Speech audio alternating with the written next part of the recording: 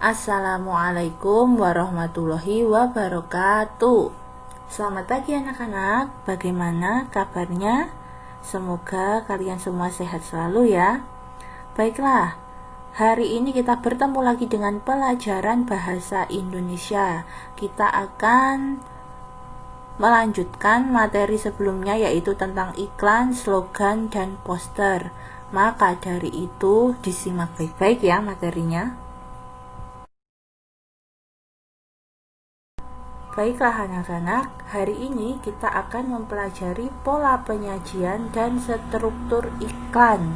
Maka dari itu disimak baik-baik ya materinya. Sebelum saya menjelaskan macam-macam pola penyajian iklan, akan saya jelaskan dulu apa sih maksud dari pola penyajian. Ya, pola penyajian itu maksudnya adalah bentuknya atau sistem atau cara kerjanya. Jadinya iklan itu nanti akan ditampilkan dengan berbagai bentuk. Nah, selanjutnya akan saya jelaskan setelah ini. Jadi sekarang kalian sudah tahu ya maksud dari pola penyajian. Nah, jika kalian sudah mengetahui apa maksud dari pola penyajian, sekarang akan saya jelaskan macam-macamnya pola penyajian atau cara penyajian iklan. Yang pertama ada iklan cetak, yang kedua ada iklan elektronik. Yang pertama yaitu akan saya jelaskan apa itu iklan cetak. Sesuai yang sudah kalian di layar, bahwa iklan cetak itu adalah iklan yang dimuat di media cetak seperti tabloid, majalah, koran, dan sebagainya. Di sini pembaca diwajibkan untuk menggunakan indera penglihatan agar mengetahui iklan-iklan tertentu.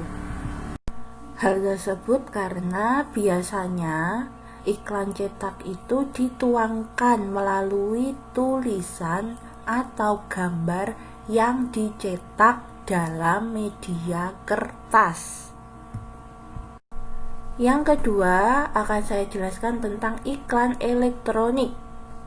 Sesuai yang sudah kalian lihat di layar, bahwa iklan elektronik adalah iklan yang disajikan dengan audio, audiovisual, dan sosial media atau internet.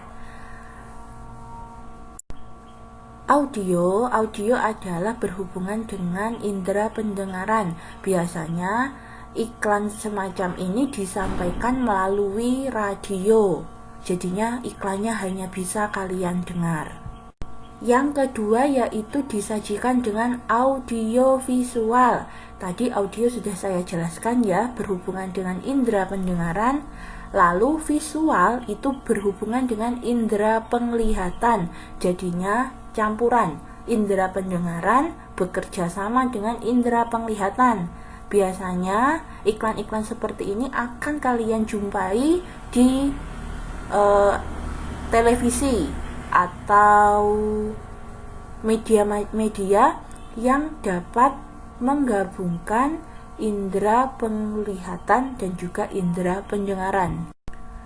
Yang terakhir yaitu iklan yang disajikan melalui sosial media atau internet. Sosial media pasti kalian sudah tidak asing lagi ya, ada banyak seperti Instagram, Facebook, WhatsApp, ataupun YouTube, dan masih banyak yang lain. Nah, tadi sebelumnya sudah saya jelaskan ya, apa sih itu iklan cetak dan apa sih itu iklan elektronik. Sekarang kita masuk pada macam-macam iklan cetak dan juga ciri-cirinya. Pada umumnya, iklan cetak itu dibagi menjadi dua. Yang pertama yaitu iklan baris, yang kedua yaitu iklan kolom. Iklan baris ini biasanya akan sering kalian jumpai di koran-koran. Ciri-cirinya yaitu terdiri dari beberapa baris, biaya lebih murah, dan menggunakan bahasa sederhana, singkatan, serta penuh makna. Bisa kalian lihat contohnya ya, di situ ada beberapa kata yang disingkat. Itu ciri-ciri dari iklan baris. Bagaimana caranya agar tidak memakan tempat, iklannya tidak memakan tempat. Seperti dibutuhkan pegawai wanita lulusan SMA. Jadi kalau bisa kata-katanya itu disingkat. Itu adalah ciri-ciri dari iklan baris. Yang kedua yaitu iklan kolom. Ciri-cirinya yang pertama dibentuk dalam kolom. Yang kedua lebih besar dari iklan baris. Yang ketiga, terkadang dilengkapi gambar, simbol, atau hal yang mendukung iklan kolom. Jadi mungkin perbedaan yang mencolok di sini adalah penggunaan katanya ya. Jika pada iklan baris kata-katanya banyak yang disingkat, maka pada iklan kolom ini kalau bisa kata-katanya tidak perlu disingkat, harus sejelas-jelasnya. Atau perbedaan lain yaitu tentang warna. Kalau iklan baris itu hanya hitam putih, tidak ada warnanya. Jika pada iklan kolom kalau bisa menggunakan warna-warna yang bervariasi agar lebih menarik. Lalu perbedaan yang ketiga mungkin juga terdapat pada penggunaan gambar. Jika pada iklan baris itu hanya kalimat atau kata-kata saja, maka di iklan kolom itu harus ada gambarnya agar pelanggan atau pembaca dapat menggambarkan dengan jelas apa sih maksud dari iklan tersebut. Setelah saya menjelaskan tentang iklan cetak, sekarang kita masuk pada iklan elektronik. Saya rasa iklan elektronik tidak ada masalah ya, karena tadi sudah saya jelaskan di awal bahwa iklan elektronik itu iklan yang dapat disajikan dengan audio, audiovisual, dan sosial media. Audio itu berhubungan dengan pendengaran, contohnya melalui radio.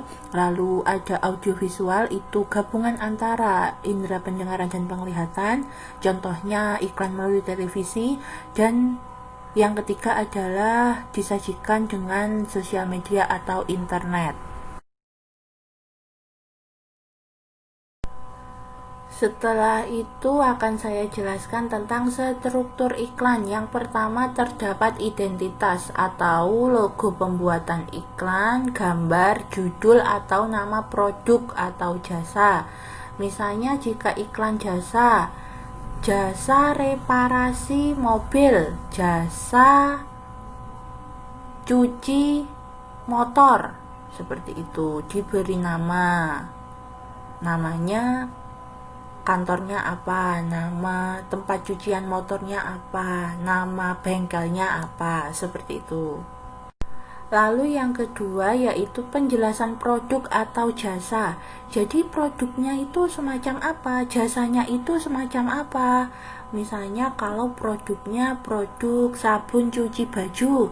Nah, sabun cuci bajunya itu nanti ada kelebihan apa, keunggulan apa, diungkapkan semua agar pelanggan, pembaca ataupun pendengar tertarik untuk membeli produk tersebut. Yang ketiga yaitu terdapat slogan atau ajakan.